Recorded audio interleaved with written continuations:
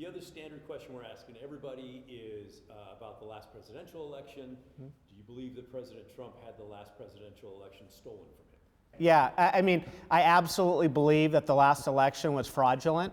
When you look around the country and you see states moving to vote by mail at the very last second, I believe Pennsylvania a couple of weeks ago, their Supreme Court even said that it was unconstitutional because it sidestepped the requirement for in-person voting. You talk about high tech and the ciphering of information that the American public was able to see.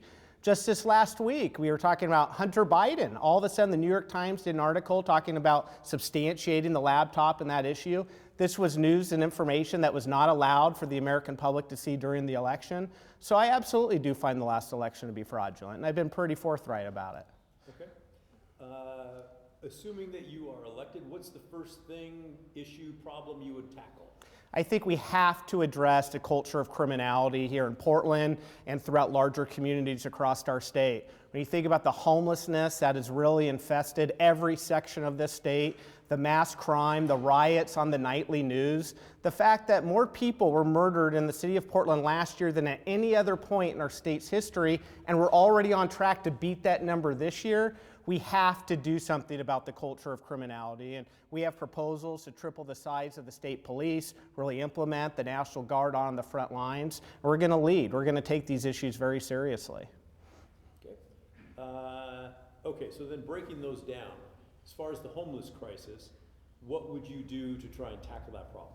Well, Pat, I don't know everybody that you've talked to so far, but I can almost tell you what the answers were, which was, We don't care about theirs, you care about absolutely, but we've got everybody talking about wraparound mental health services and talking about drug prevention, and we obviously need all of those things, but all those things take your and my taxpayer money and throws it towards the homeless crisis. So what no one else in this race is talking about is addressing the criminal element on the streets and the crime that happens, the fact that in 2017 over 50% of the people arrested in Portland were experiencing homelessness. We need to start enforcing our local laws and rules and ordinances. And of course, like I talk about, we want to strengthen the police. We want to stand up and really lift up our local sheriff and police departments. But we need to start addressing the criminality on the street, and we have proposals to do just that.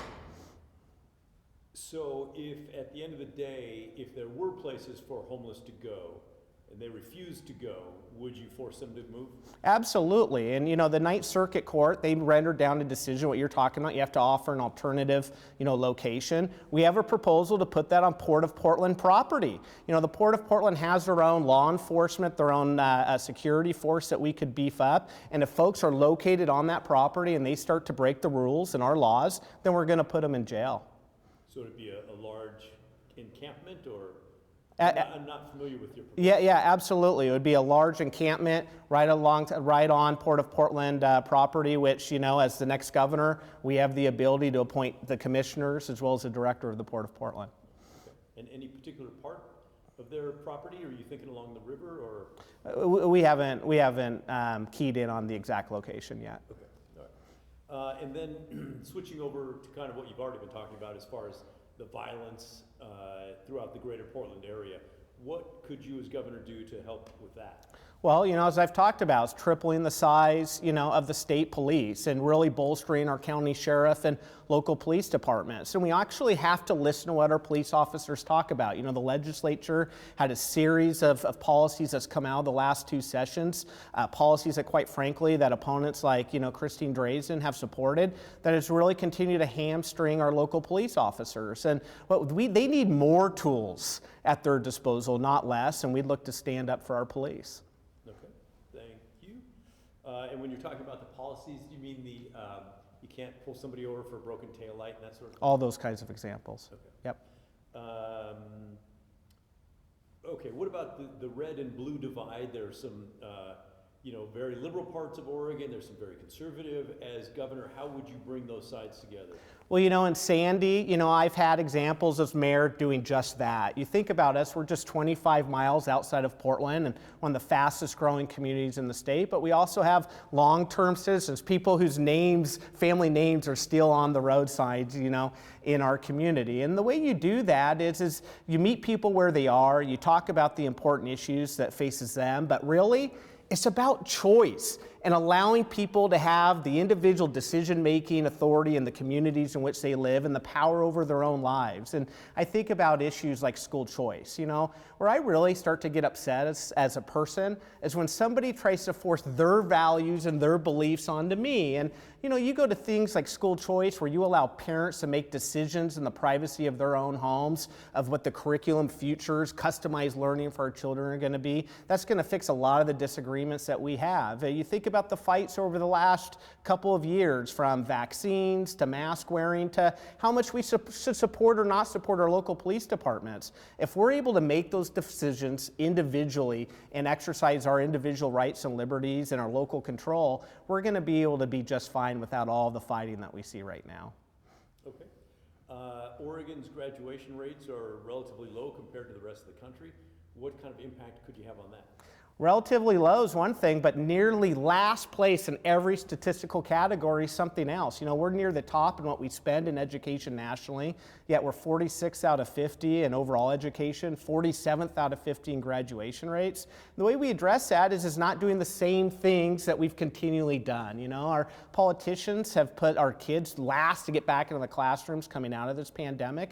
It's time to support and empower our local school boards. The state legislatures continue to take more power out of the hands of our locally, you know, elected school boards. And then parents. You know, parents need to be at the table and have power over the future of our children. I think of my own kids that are in schools, completely different personality types. Imagine if we were able to actually choose, you know, the learning opportunities for our children based on their best ability to learn in a customized fashion, and that's how I would look to lead in education.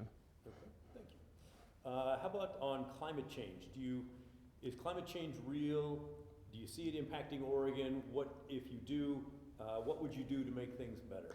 Sure. I mean, obviously, the vast majority of scientists say that global warming is real. You know, I think at the end of the day, whether or not people believe it's real or not, there's absolutely no negative ramifications for doing right by your environment and by the world in which you live. And so, you know, I stand up and I believe in renewable energies and that we should be supporting those, but we also need to be supporting some of our traditional energy sectors as well. I think that's really been highlighted, especially with the Russia-Ukraine, you know, war and crisis that's going on right now. You know, if we're not conducting our own energy exploration right here in our country with our own safeguards and environmental safety regulations in place, then bad actors like Russia are going to be filling that vacuum. So there's no reason we can't right now. But I'll tell you, Pat, where I have some real problems is, you mentioned it, global warming. It's a global issue. But why are we trying to solve a global issue here in Little Oregon on the backs of our farmers and folks throughout rural Oregon, our agriculture